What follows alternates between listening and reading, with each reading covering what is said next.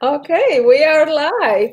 Welcome to American Dream Live. I'm streaming today for the first time on my YouTube channel and also in a Facebook group, American Dream Live Facebook group. So anybody from either platform, you are welcome to check it out. And it's an amazing community of amazing people to grow their beliefs and retain their heritage and keep connecting. And today with me, I have Kelly.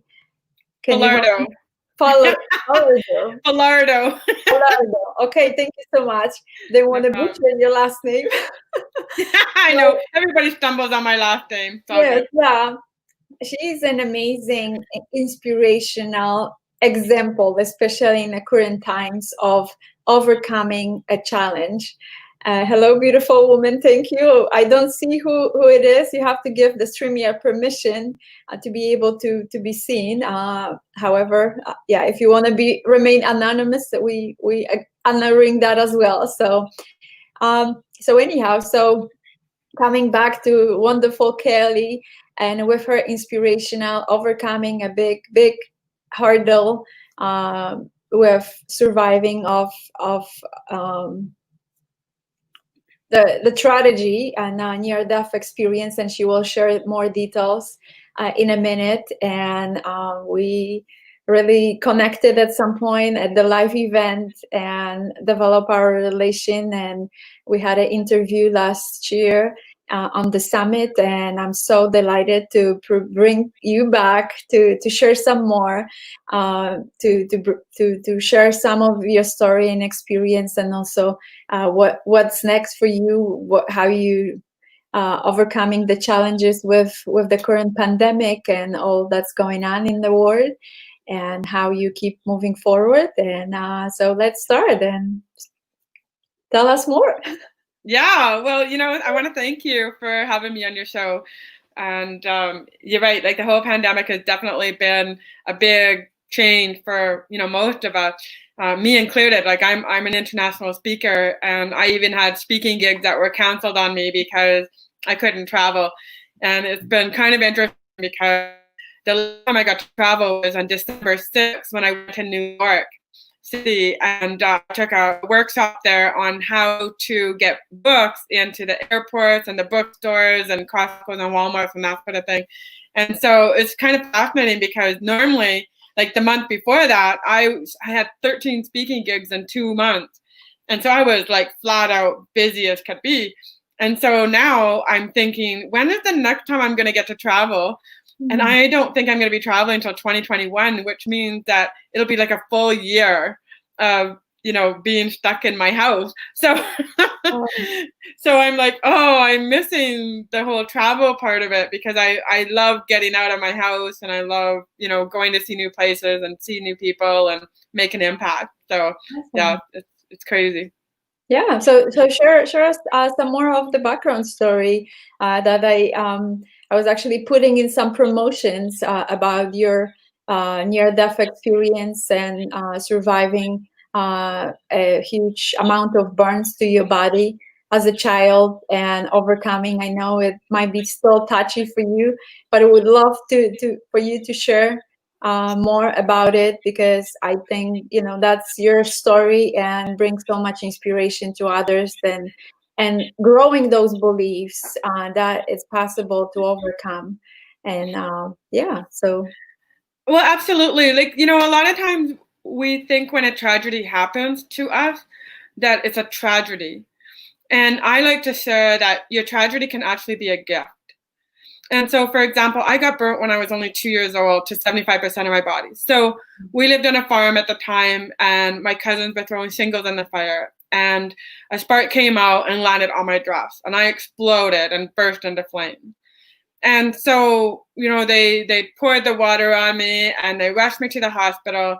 And I spent 4 months in the hospital, in and out of surgeries every 2 days. And then every 2 years until I was 20 years old, I'd have to spend a month of my summer holidays in the hospital. And so I think I figured out that I spent roughly about 18 months of my life in the hospital. And so it was kind of fascinating, though, because about a year ago, I got to meet my plastic surgeon who saved my life when I was 2. Wow. And I hadn't seen him since I was 20 years old. And he's 90, I think he's 92 right now. So it was so cool having that experience with him, because although I only knew about one time that I had died in the operating room, he actually told me about other times where they thought they had lost me. And I think I was about 7 or 8 years old, and they were doing some surgery on my neck. And what had happened was the anesthetist told my doctor, he said, okay, you need to be prepared because the tube might fall out, and if it falls out, she can die. And so sure enough, the anesthetist said, okay, you need to slice her open now. And he tells the story about how he had to cut me open from here to here so they could get the tube back into my throat so that I could breathe. And he said I was almost dead at that point. And so, it's fascinating hearing, we only know so much. And if we only knew what was going on in the operating room, we would hear a whole different story. And so another cool thing that happened to me is about 4 or 5 years ago, I was speaking and I was sharing my story at a women's event. And I was talking about how I got burnt and, the teasing and the bullying I had to overcome, and becoming a speaker and a best-selling author. And when I got off the stage, she came up to me and she said, were you at the University of Alberta Hospital? And I said, yeah, I was. And she almost fell over and she said, I was your anesthetist in some of your surgeries. Wow.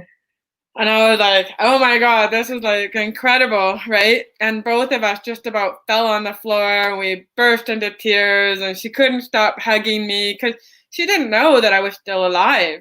And she had no idea that I was, being a speaker and sharing my story and helping people to love who they are. And so when I think about all that stuff, I think about, as a 2-year-old, it's a tragedy getting burnt to 75% of my body.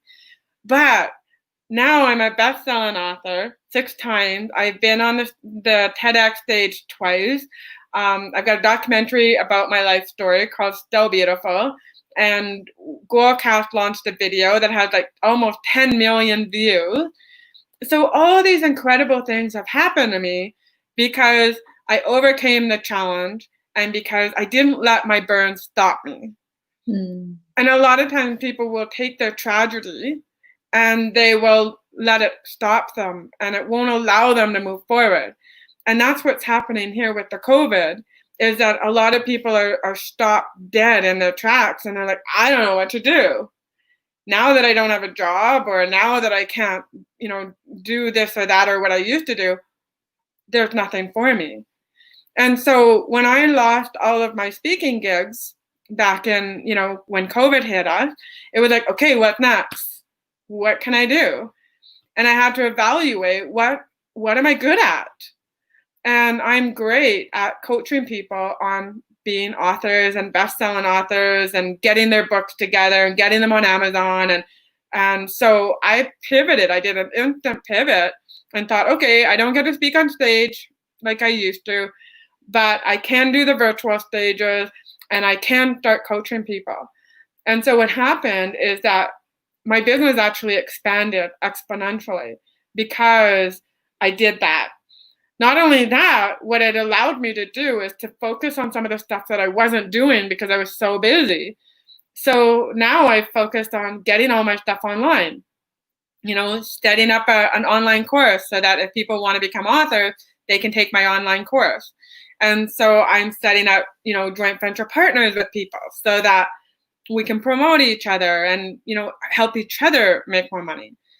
And so I always tell people, yeah, okay, it's, it sucks that we can't do our job, but this is the time to go deep into reflection. So how many people do you know are in jobs they hate?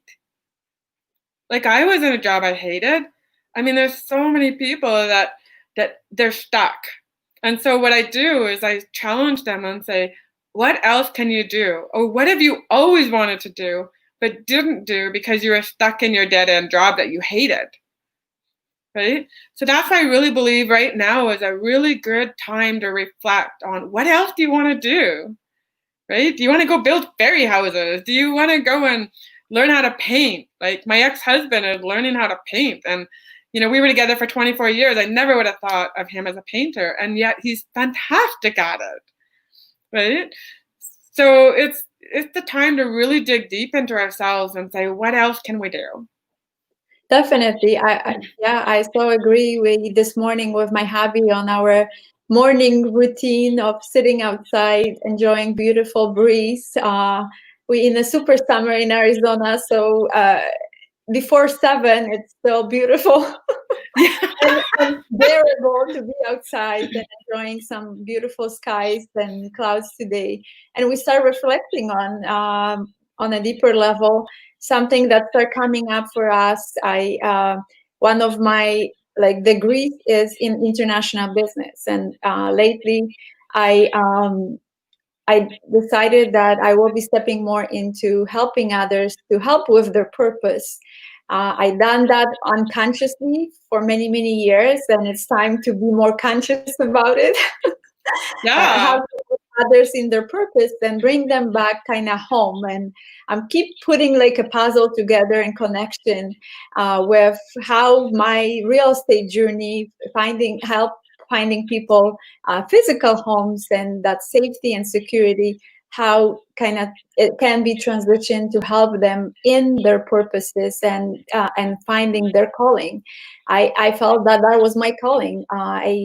I thought I will start. I went as far as MBA, and that was about the degree. The official degree in bachelor was international business, and it's coming back right now to considering what can I do, even without the traveling, because that was also the big part about the traveling. And we were a young couple with my husband, and that was kind of the dream was put on hold.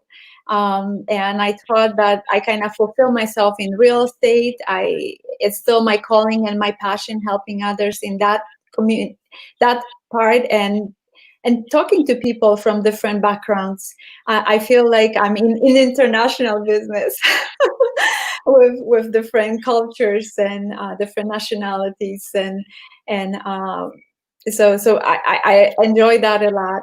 And right now it's just time of that calling to come to more of helping people find their true home, getting that deeper, knowing what they meant to do on this earth. So it's a beautiful beginning of a journey, and I would love to kind of explore more and keep putting that puzzle together. What's next? How to keep moving forward, and bringing back that summit was part of it series, and it becoming more clearer. There was some hesitation back, like I started, stopped, started. So like there's sometimes a bigger push. So coming back to what you were saying, what was resonating a lot with me about happening to you.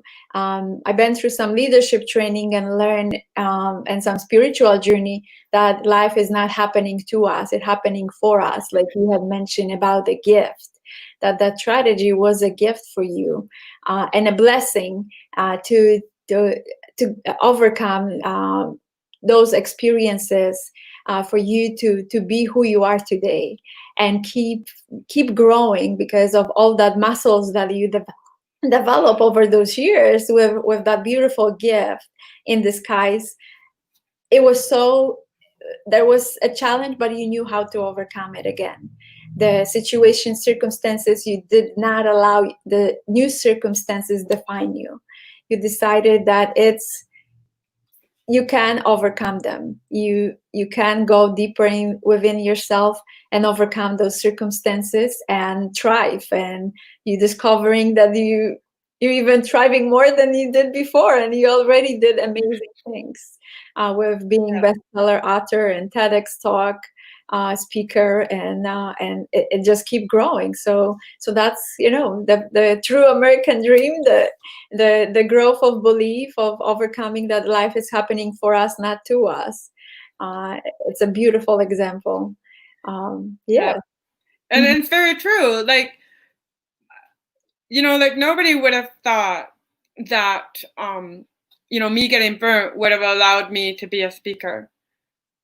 and that I'd be able to help other people, right? Like I didn't think that was in the cards for me. And even when I went through my divorce 10 years ago, same type of thing. Like I got the Woman of Distinction, and I got, the Queen Elizabeth Diamond Jubilee Medal, and my life story is a documentary, and 6-time best-selling author, and I've been to Africa twice.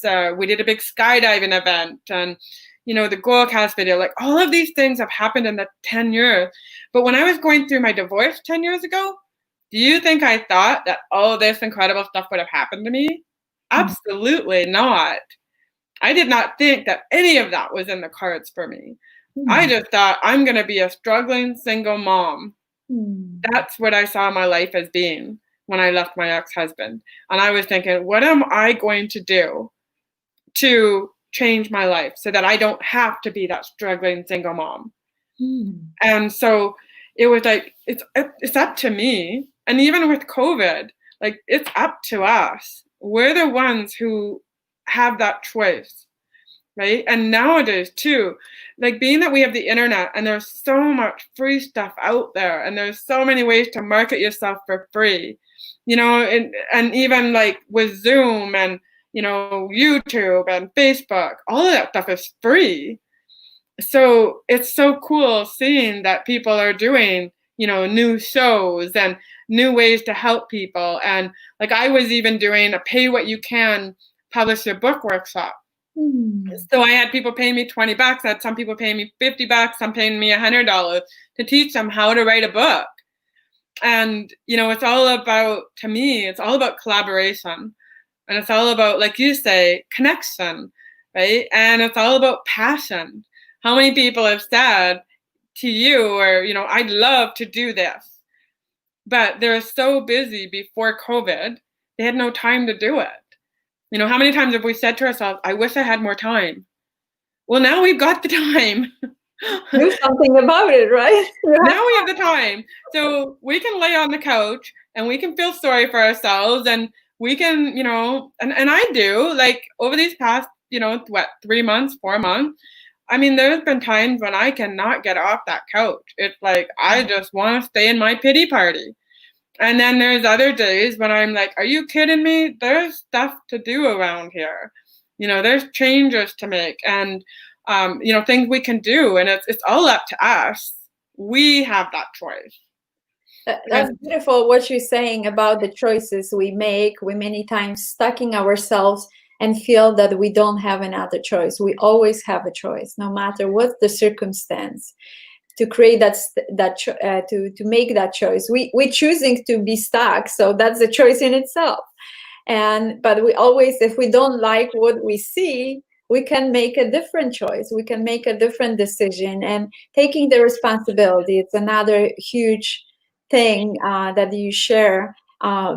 Taking responsibility that we are creator of our life, that it's up to us what we want to experience.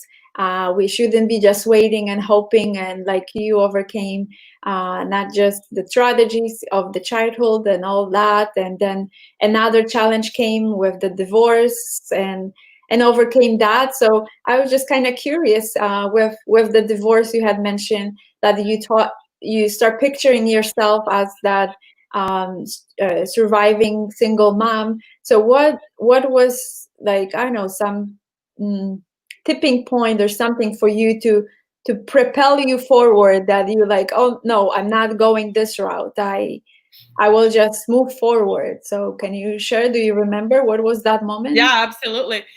And so so let me back up a little bit. When I was going through my divorce, just before I left my husband, probably about a year before that, he got laid off from his job.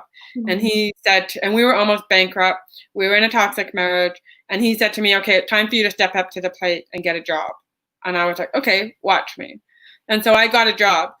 And then shortly after that, I decided I wanted to be a speaker. I met a girl that wanted to mentor me, and she said, Kel, you need to sell that business you have, because I had a business at the side too. And she said, sell that business and be a speaker. And I'm like, I'm a burn survivor, so what? She's like, no, people will be so inspired by your story. Now, I didn't think I had a story because I'm in a toxic marriage, dead-end job. We're almost bankrupt. I don't love my husband. I don't see any future. And so anyways, I came home and I said to my husband, I said, I'm going to be a speaker. And he said, well, how are you going to do that? And I said, I don't know, but it's going to happen. And so he proceeded to tell me how horrible it would be and how who's going to listen to me, because we were like almost bankrupt and I hated my life and blah, blah, blah. The only thing that was good in my life is I had 3 beautiful kids that I loved. So anyways, to make a long story short, I ended up leaving my marriage. I sold my business, gave him his half of the money. I kept my half. And then 4 months later, no word of a lie, 4 months later, my boss comes to me. And it's performance review time. And I had the worst performance review in my life.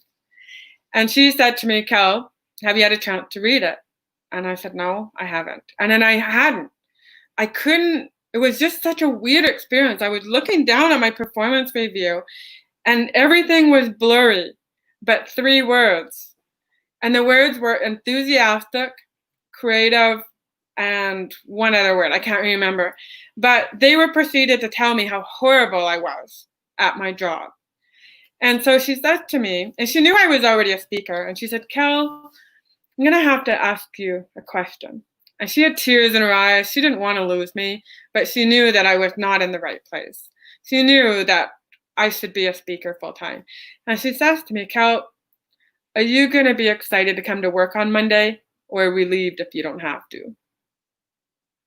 And that question hit me right here. I was like, oh my God, I know I'm supposed to be a speaker full time, but I just left my husband 4 months ago.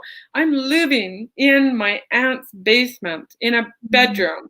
And I was like in my 40s at the time. And here I am in a bedroom. And I'm like, really? Like, I don't know how am I now going to do this? What am I going to do? And so I went home that night. And I'm reading this Christian businesswoman's magazine, and I had an ad in there or something, and so I'm reading it, and every second page is saying to me, "Follow your passion full time." And I'd flip the page, and I'd say, "Follow your passion full time," and I'd flip the page again, and it would say, "Follow your passion full time." And then I got to the middle of the book, and in big block letters it says, "Why do you not trust that God will provide you everything you need?" And I slammed it shut. And I was so mad. And I was just like, oh, I get it. I know I'm supposed to be a speaker full time, but just give me like 3 more months so I can pay off all my bills, and then I'll do it full time. And then I asked myself that question again. Are you going to be excited to go to work on Monday, or are we relieved if you don't have to? And I went into work that day, and I packed up my office. I sent my boss an email, and I said, "You're right. Today is my last day." And I sent it to her, and I left. And I thought to myself, okay, it's up to you. It's up to you. I said, what if you have 40 hours a week to market yourself as a speaker instead of being in an office where you're crying? Because that's what I would do. I would go to work and I would close my door and I would cry. It was like I knew that this wasn't my passion. This wasn't my purpose in life. And so when I went home, I thought, okay, what next? And here's the thing, where I was living, we didn't have any internet. I had no internet where I was living. And so I would have to go to Starbucks. I would get my kids after work or after school, because they didn't work then. My husband would phone, or ex-husband would phone me at 5:30 and tell me, okay, I'm off to work. I would go to the house. I would get the kids off to school. I would be there at the house. I'd be working on my business and trying to get more speaking gigs and develop my content, write my book, and I would just work as much as I could towards my dream. And I'll tell you, that was the best thing I ever did. And then I'd hang out at Starbucks and I would work there, and then I'd go, back to the house and get the kids from school, and and then they'd come home with me every second night, and that's what I did for 2 years solid. And I just worked my butt off. So yeah, it was a crazy time, but it was like, I wasn't going to let it get me down, and divorce was challenging. I mean, like, I don't wish divorce on anybody, but I also don't believe that you should be in a toxic marriage. And that's the thing. A lot of people stay in marriages that they don't love the person they're with, but they don't see any way out. And I tell you, if I wouldn't have got out of my marriage, I never would have accomplished all of the stuff that I've done, because I would have found a reason not to do it, or I would have let his opinion stop me. And so I really believe that this was the best thing that ever happened to me, was going through my marriage and going through my divorce, and giving me that permission to go full bore into my passion, which is being a speaker and an author, and now a coach. Yeah, so such an amazing inspiration you are. It's just beautiful, and giving yourself permission. That's awesome to not, really stepping, and how it was propelling you when you really trusted and got that beautiful message in the magazine, to trust that you will be provided, and really surrender to that trust. And yes, it was a lot of work. Was it worth it? Are you enjoying your life? Do you love your life now? Well, I definitely still, like, I'm not going to say that was, everything, and then now I'm happy and I don't need to worry about trying to be happy. Definitely, I have ups and downs, just like people do, or just like everybody does, right? But I have to work at it. And that's the key thing, is I know when I'm spiraling. I know when I don't want to get off the couch, and I know strategies or things that I need to do in order to get me off the couch, or in order to motivate me. And a lot of it is just really being connected to people. So, that's the beautiful thing. Like, if COVID happened 10 years ago, it would have been a whole different experience than it is now. Like, we're so lucky we've got the internet, we've got Wi-Fi, and we've got Zoom and Facebook and all these ways to stay connected. And, like, my best friend's in Portugal, and so we can talk on WhatsApp. I've got other friends all over the world. Like, my best friends, most of my best friends don't live here. So, we're able to FaceTime, and we're able to stay connected. And, we've got YouTube. So, when I'm not feeling good, I, go to YouTube and I listen to Will Smith, or I listen to Lisa Nichols or Les Brown, or, some other inspirational speakers that will help shift my mindset. And that's the big problem, is a lot of people don't know how to shift. And so, like, even yesterday, I was driving 3 hours to go see a friend of mine, and we were going to go look at a retreat center. And so while I was driving, like, I was really tired, and, there's certain things that I'm trying to figure out in my life, and certain things are struggling, and certain things are going very well. Thinking of what's going on, like, okay, so I have what I call my happy lamp. So what I do is, when I'm not feeling good, I visualize something that makes me extremely happy. So, for example, a year ago, I reconnected with a man that I always loved. Actually, I met him when I was 20 years old, and I said, that's the man I want to marry. And so anyways, he got married, I got married, and now we're both divorced, and we reconnected. And a year ago, we got to meet for the first time in 30 years in the airport. I had a layover in his city for 3.5 hours. And so we got to meet. And so, I still remember being so nervous, when I got off the airplane. I was like, oh my God, I'm going to get to see him, and I haven't seen him in 30 years.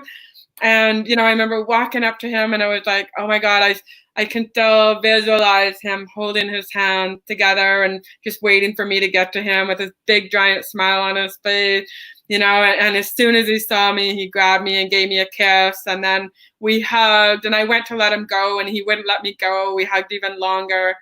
And so when I feel down, I visualize that. And I know you guys can see in my face how excited I am when I share that little visual. And it's like a 30-second visual. But when I'm feeling down, I'll go and I'll visualize that airport date that I had, that magical airport date, and it will shift me completely out of feeling down and upset and feeling sorry for myself to feeling happy and excited and energized, right? So that's one of my strategies in my Perseverance toolkit is visualize your happy land. And so what I do is like I have like in my phone and I have a notebook where I keep track of what are the happy things that really make me happy. And sometimes I'll visualize that visual over 3, 4, 5 times to keep me in that happy state. And yeah, we're tricking our brain. That's what we're doing. But that's what we need to do to stay out of feeling sorry for ourselves. Another strategy that I do is music. So I'll never forget, 5 years ago, I dated this guy for like 3 months and he broke up with me and I was devastated. And for a day and a half, I cried. And it was like, what is going on? Why am I crying over this guy that I've only known for 3 months? Like, this is ridiculous. Like, I'm better than that. Like, it's time to get out of this pity party that I'm in. And so what I did is I realized I was playing this song, You're My Angel by Celine Dion. And it's a beautiful song, but it makes me sad, right? And so it makes me cry and it would make me think of him. And I was like, okay, this is stupid because it's not getting me anywhere. So I have this song that I play. It's really high energy and I call it a blood thumping song. So it makes my blood thump. And when I play that song, all of a sudden I'm singing, I'm dancing, and I'm completely shifted out. And sometimes, again, I might have to listen to it 3, 4, 5 times, but it's my second tool that I use to get out of feeling sorry for myself. So what's that song? What's the title? It's called Pretty Vegas by In Excess, JD Fortune. And it's not even about the words, it's just about the music. Like it's just so high energy. So I always say to people, figure out what it is that makes you feel amazing. Like what is that song that no matter what, you can't stop dancing to it. And like put a playlist together, like of high energy songs. And that works for me too. Like music is so powerful, it's so strong. And you know, you can listen to those songs that are just going to bring you down and make you sad, or you can go to YouTube and they have a channel called Happy Songs. And when you listen to all those happy songs, of course, it gets you energized. Definitely energy. Yes, definitely. We got to shift from that stuckness and low energy to the higher energy to see the possibilities and choices we can make. In that stuck, it's difficult. If you in that stuckness, you feel kind of in that pity party that there's no choice, there's no hope for me. Yeah. So you kind of shift yourself and support yourself with whatever is working for you, and it could be very simple, like you just share with the song that you absolutely enjoy, and raise that vibes and raise that energy level, so your mind is more open to the possibility. What can you accomplish? And taking action, that's kind of the next step, big step. Once you kind of shifted that and taking action, it's kind of building that courage and like proving to yourself, I can do it. It's possible to accomplish that. And with those simple steps, like all of a sudden you're doing some amazing things. You keep like tracking, your mind starts tracking, you're building that momentum, and all of a sudden you don't want to really go back. And yes, of course, like you had mentioned, you will have potentially some valley again at some point. But when you have those amazing tools, you shift yourself back again. And through visualization, through some awesome high vibe music or some other things that kind of work for you to get to that space. And live your American dream. Well, exactly. And, you know, the world is full of opportunities. Mm-hmm. It really is. It's just up to us to figure out what those opportunities are that we want to get involved in. And I love that you're all about helping people to discover their purpose. And especially now is the time to really discover what is your purpose, you know, and like some people might think, hey, yeah, I want to do a podcast. Well, get on YouTube and do a podcast. It's free. Sure. It's not going to cost you any money. And so you never know who you're going to help. And that's a big thing too. And that's one of the reasons that I really love, being an author and a speaker. And, I know you're the same way. You just want to help people. And the more we get out there and help people, like there's nothing more satisfying than when I get a text message or an email from somebody that says, you know what, I read your book, or I watched your video, or I've heard you speak. And I love what you say. You've helped me to discover my purpose, or you've helped me to live one more day. And that's what our stories are all about. It would be very easy for me to just give up on my life. And I know when I was 18, I wanted to give up. I saw a bottle of pills on my dresser that I could have taken. And I didn't take it. I don't know why I didn't. I think maybe because I didn't think it was going to work. But, there's a few times when I've thought about that. There was times, I don't know, I think it was about 7 or 8 years ago, when I had my iPad at the end of my bed, and I just said, and I Googled, how do I end my life? And I had 3 non-negotiables. One was that my kids couldn't be the ones to find me. The second was that it had to be final. And the third thing, it had to be painless. Because that was the situation I was in. But, then I started thinking. And I remember this story.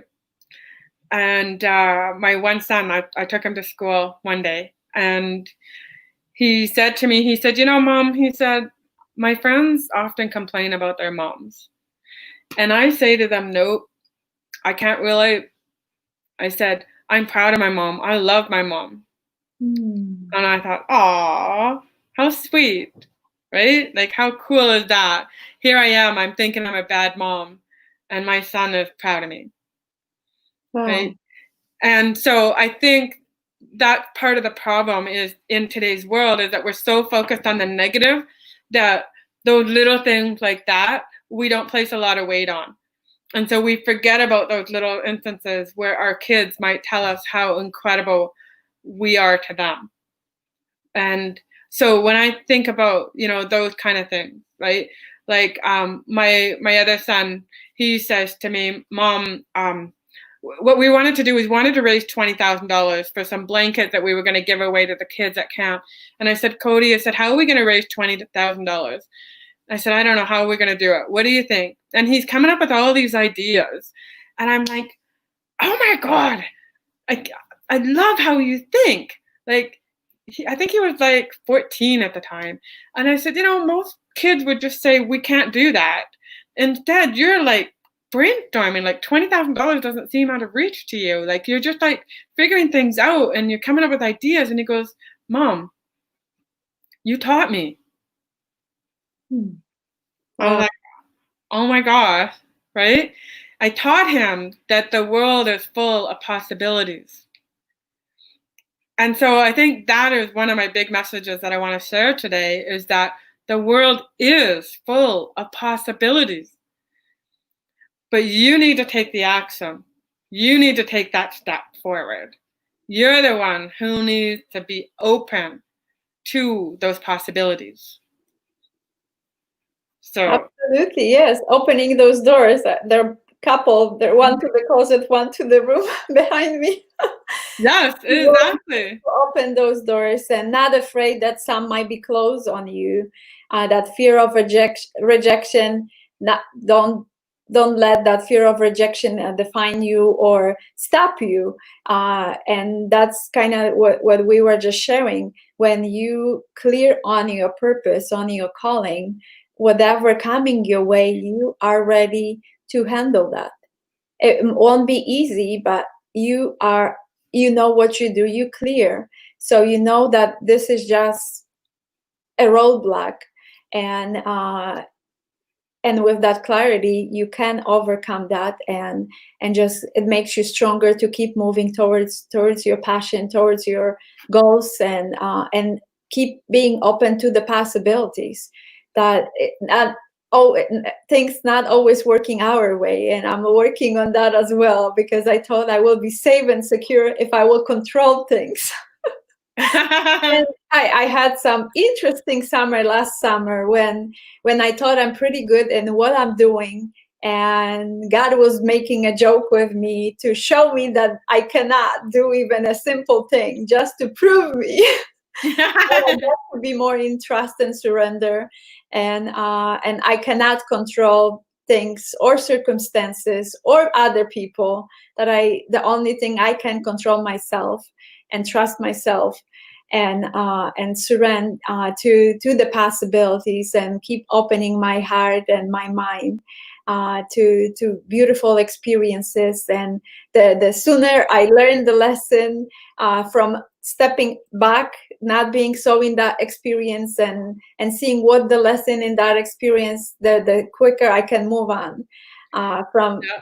And it's not coming back. It was another day, another moment, like bunch of those kind of old stories piling up, and that's kind of the time right now probably for many people, those old stories surfacing, and unprocessed emotions, unlearned lessons showing up.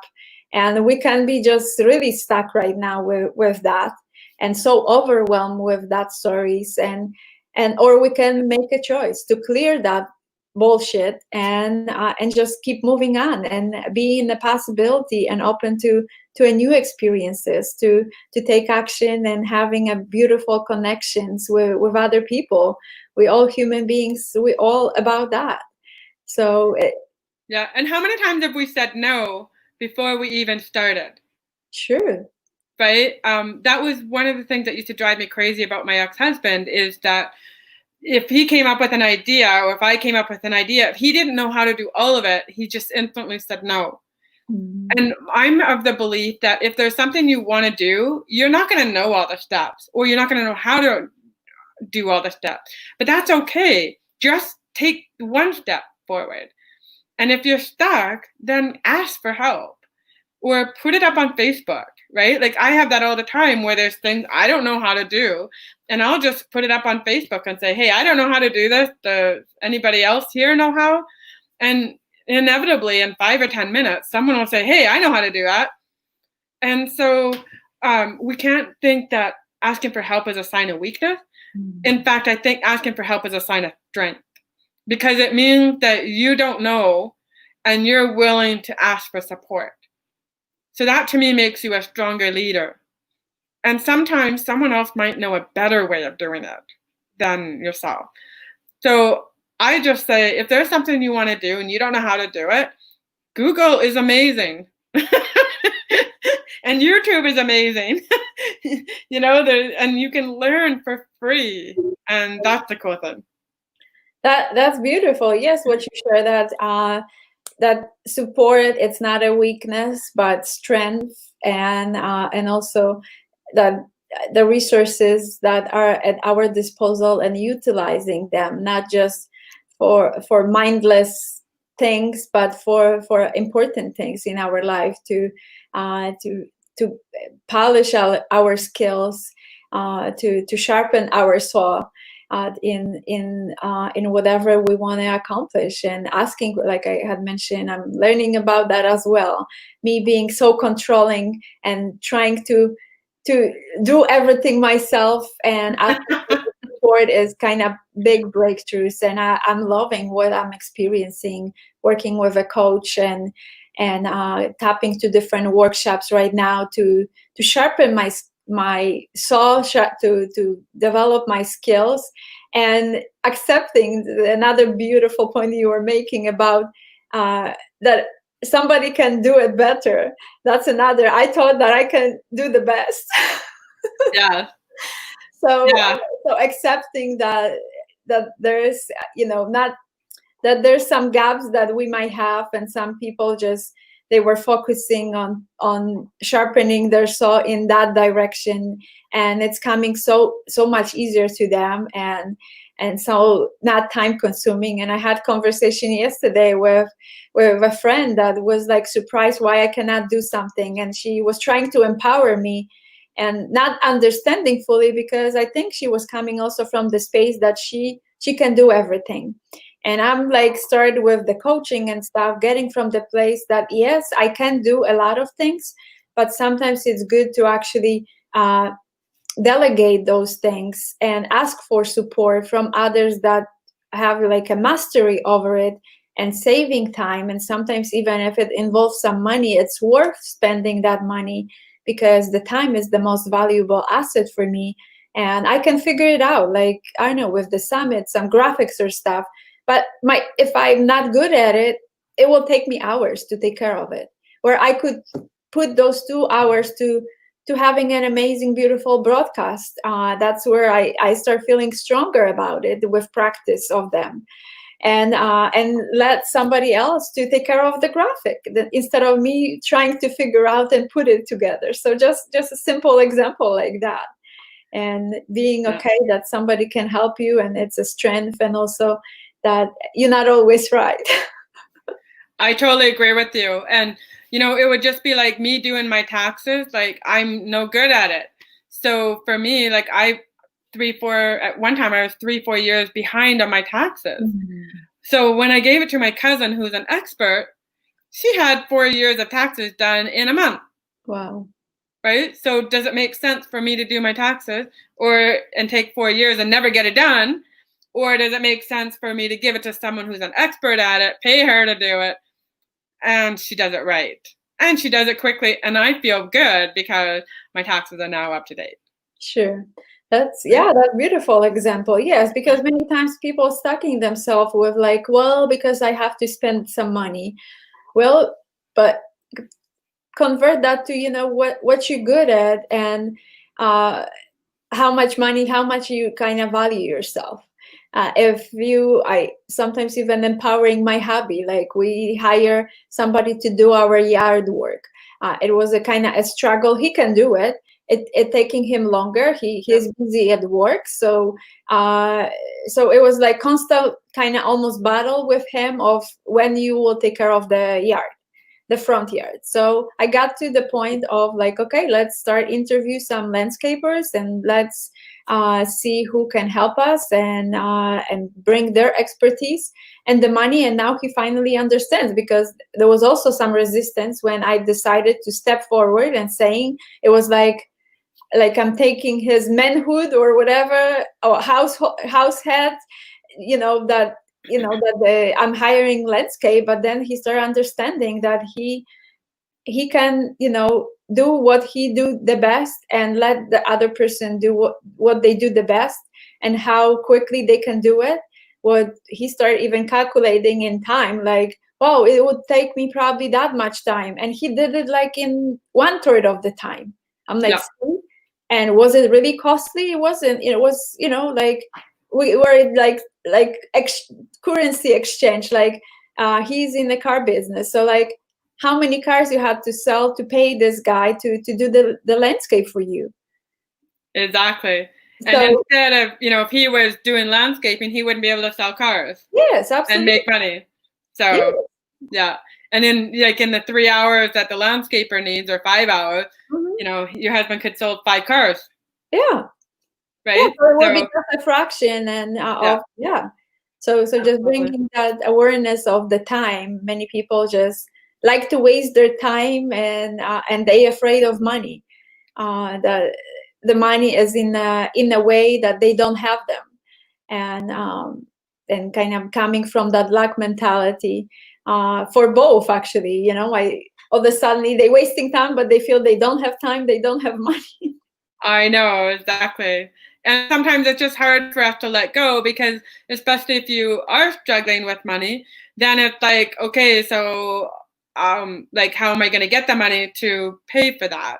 And I mean, I struggle with that sort of stuff all the time too. But to me, it makes more sense for me to do the stuff that I'm great at than the stuff that I'm not good at. Yeah, I just want to share a quick story. What happened? Last year, actually, at the Zone, that's where we met.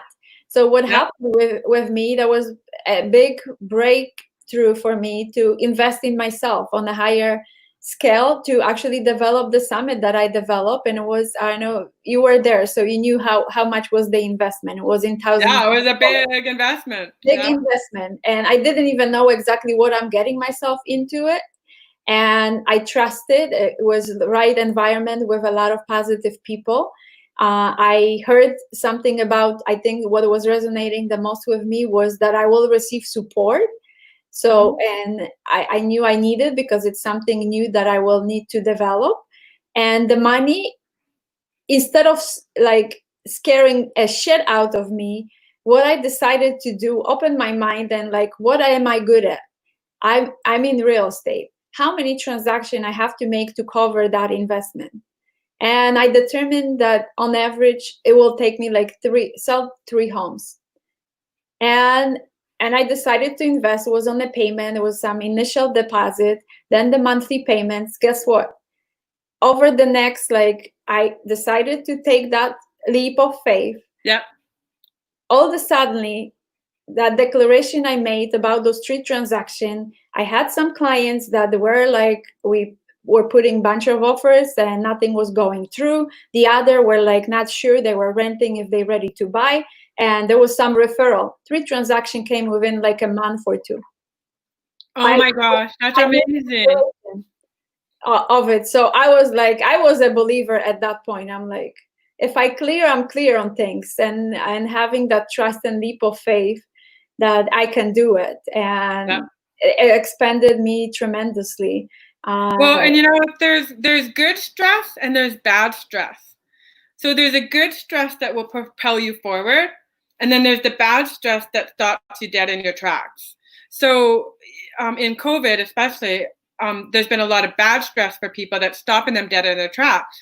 And then there's a good stress that makes you do things that you never would have done before. Mm-hmm. And it's just like with your real estate deals, because you made that investment in yourself, it encouraged you to maybe make some extra phone calls, or to maybe make those calls that you were scared to make, right? Like I know that when I was first making my blankets, I did a painting, and I made blankets that said, "You are loved, you are needed, you are wanted." And I needed like, I think it was $15,000 or $20,000 for these blankets, and I was getting like 1,500 of them made over in China.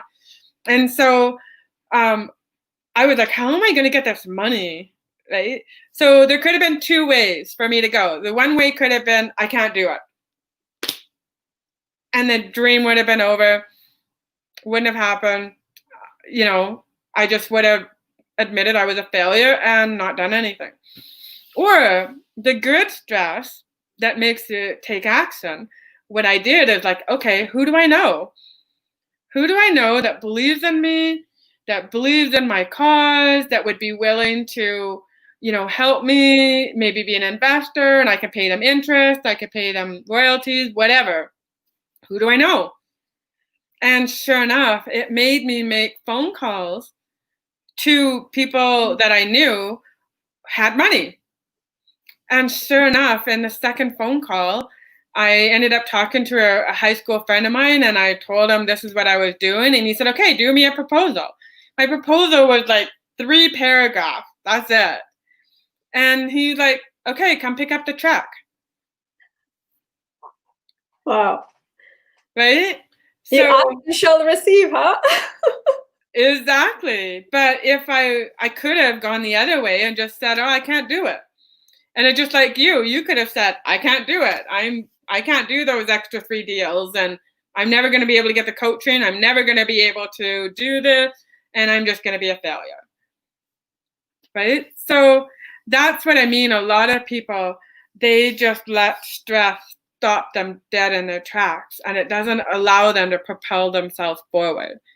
And so that's why I want to encourage people, like, what else can you do? Right? We all have hidden talent. Like, I'm a painter, I'm an artist. Like, you can see there's one of my paintings. Wow, that's beautiful. Right? And so, you know, I mean, I've done that where I've done paintings, I put them up on Facebook and people buy them, or some people don't, whatever. But Facebook is a great way to market for free. Right? So like one painting of mine, I made like $400. Wow. So Hey, I don't mind that. Like when I had a job, I had to work for a whole week to make $500. Here I did a painting that cost me maybe $10 and I made $400.